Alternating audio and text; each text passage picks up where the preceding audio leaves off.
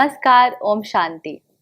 दोस्तों, कहते हैं आध्यात्मिक ज्ञान जीवन का आधार है, क्योंकि यही हमें सिखाती है कि सोचना कैसे है, बोलना कैसे है, कार्य कैसे करने हैं, संतुष्ट कैसे रहना है, जीवन कैसे जीना है, अपने गुणों का विकास कैसे करना है।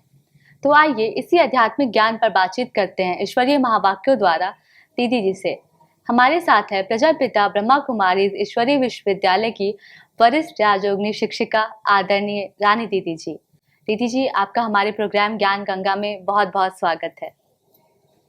दीदी जी, हमारे कुछ ईश्वरीय महावाक्य हैं अव्यक्त मूल्यों से, जो हम आपसे डिटेल में समझना चाहेंगे। दीदी जी, ये मूल्य 3/12/1970 की। परमात्मा कहते हैं, हरेक यथाशक्ति अनुभव कर रहे हैं कहाँ तक निराकारी और अलंकारी बने हैं, वह देख रहे हैं, दोनों ही आवश्यक है। दीदी, यहाँ परमात्मा ने दो स्वरूपों की बात की है, निराकारी और अलंकारी। इन दोनों ही स्वरूपों के विषय में हम थोड़ा जानना चाहेंगे। निराकारी का मतलब ही है आत्मिक स्वरूप जी।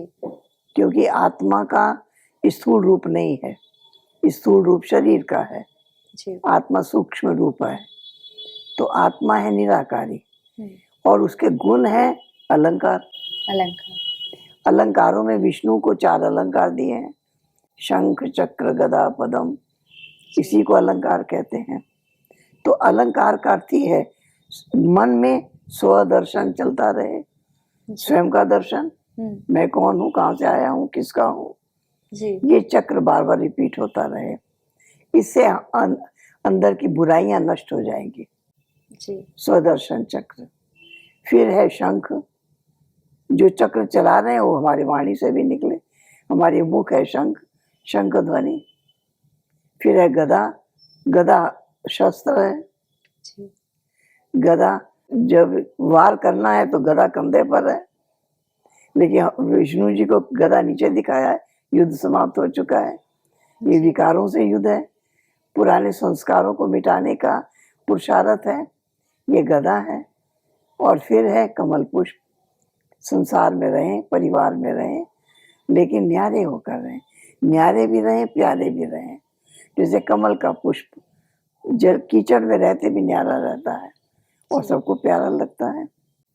तो इसको कहते हैं अलंकारी होना, निराकारी स्थिति, आत्मिक स्थिति, और ये चारों गुणों को धारण करना। मन स्वदर्शन चक्रधारी, वाणी शंखधारी, कर्म गदाधारी और कमल का पुष्प गुणोधारी। ये चारों अलंकार अगर हमारे जीवन में है तो हम अलंकारी कहलाए जाएंगे। जी दीदी, बिल्कुल। दीदी जी, परमात्मा कहते हैं स्व स्थिति को मास्टर सर्वशक्तिवान कहा जाता है, तो मास्टर सर्वशक्तिवान बने हो ना, इस स्थिति में सर्व परिस्थितियों से पार हो जाते हो। इस स्थिति में स्वभाव अर्थात सर्व में स्व का भाव अनुभव हो और अनेक पुराने संस्कार समाप्त हो जाते हैं। ये सर्वशक्तिवान का अर्थ ही है सर्व में स्व का भाव। ये सब परमात्मा की संतान है, हम सभी आपस में भाई भाई हैं। ऐसे भाई भाई की भावना, भाईचारे की भावना, शुभ भावना, शुभ कामना सबके प्रति रहे। यही है श्रेष्ठ व्यवहार, यही है श्रेष्ठ पुरुषार्थ, यही है मास्टर सर्वशक्तिवान बनना, यही है मास्टर सर्वशक्तिवान बनने की विधि। क्योंकि सर्वशक्तियों से ही हम उनको देख रहे हैं और व्यवहार कर रहे हैं। ये सर्वशक्तिवान बनने की विधि। जी दीदी जी। दीदी जी, आगे परमात्मा कह रहे हैं स्वभाव अर्थात स्व में आत्मा का भाव देखो, फिर यह भाव स्वभाव की बातें समाप्त हो जाएंगी, सामना करने की सर्व शक्तियां प्राप्त हो जाएंगी। जब तक कोई सूक्ष्म व स्थूल कामना है तब तक सामना करने की शक्ति नहीं आ सकती। कामना सामना करने नहीं देती, इसलिए ब्राह्मणों का अंतिम संपूर्ण स्वरूप है इच्छा मात्रम अविद्या। दीदी, ये इच्छा मात्रम अविद्या तो बहुत ऊंची स्टेज है, हम इस स्टेज को कैसे प्राप्त कर सकते हैं, हम थोड़ा डिटेल में जानना चाहेंगे। कामना सामना करने नहीं देगी। कामनाएं, इच्छाएं वो स्थिति को एक रस बनने नहीं देती है। इसलिए एक रस बनने के लिए हमें अनेक प्रकार की इच्छाओं से मुक्त हो जाना है, इच्छा मात्रम अविद्या हो जाना है। बाबा ने इच्छाओं से मुक्त करने के लिए हमको लक्ष्य दे दिया, जी। कि तुम्हें मनुष्य देवता बनना है, तुमको पावन बनना है, तुमको श्रेष्ठाचारी पूज्य देवता बनना है। ये लक्ष्य मिल गया। ये लक्ष्य मिल जाने से हमारे जो संस्कार हैं वो परिवर्तन हो गए, इसलिए पूजनीय बन जाते हैं। जी दीदी जी, 31/12/1971 की वाणी है। सेवा के संबंध में वैरायटी आत्माएं ज्ञान धारण कर सेवा का संबंध समझकर चलेंगे, बंधन में तंग नहीं होंगे। लेकिन अति पाप आत्मा, अति अपकारी आत्मा पगुले के ऊपर भी नफरत नहीं, घृणा नहीं, निरादर नहीं, लेकिन विश्व कल्याणकारी स्थिति में स्थित हो, रहमदिल बन तरस की भावना रखते हुए सेवा का संबंध समझकर सेवा करेंगे। और जितने ही होपलेस केस की सेवा करेंगे उतने ही प्राइज के अधिकारी बनेंगे। दीदी जी, रियल लाइफ में तो जो हमारे साथ अच्छा करते हैं उनके साथ अच्छा व्यवहार करना बहुत सहज है, बट जो हमेशा हमें छोटी छोटी बातों पे ब्लेम कर रहे हैं, हमारे साथ बुरा बर्ताव कर रहे हैं, उनके साथ हम चाहते हैं फिर भी उतना अच्छा बिहेव नहीं कर पाते हैं। वो तब कर सकेंगे जब हम रहम दिल हो जाएंगे। जी। क्योंकि जब रहम की भावना होगी कि ये व्यक्ति अपने संस्कार के अधीन हो गया है, वश हो गया है, इसको उस बंधन से छुड़ाना है, तो रहम दिल बनकर अगर हम उसके साथ व्यवहार करते हैं, उसको उसकी अनुभूति कराते हैं, स्व की अनुभूति कराते हैं, अपनी श्रेष्ठता की अनुभूति कराते हैं, लक्ष्य की अनुभूति कराते हैं, तो हम उसका कल्याण कर सकते हैं। तो इस प्रकार से हमें रहम दिल बनकर अनेक आत्माओं के कल्याण का कार्य सहज करना है, तब हमको मुश्किल नहीं लगेगा। जी। इसलिए रहम दिल बनना आवश्यक है। दीदी, अगर कोई आत्मा हमारे से बहुत निगेटिव है तो हम कैसे उन्हें रियलाइज कराएंगे कि आप कौन हो, क्योंकि वो तो हमसे बात ही नहीं कर रहे हैं।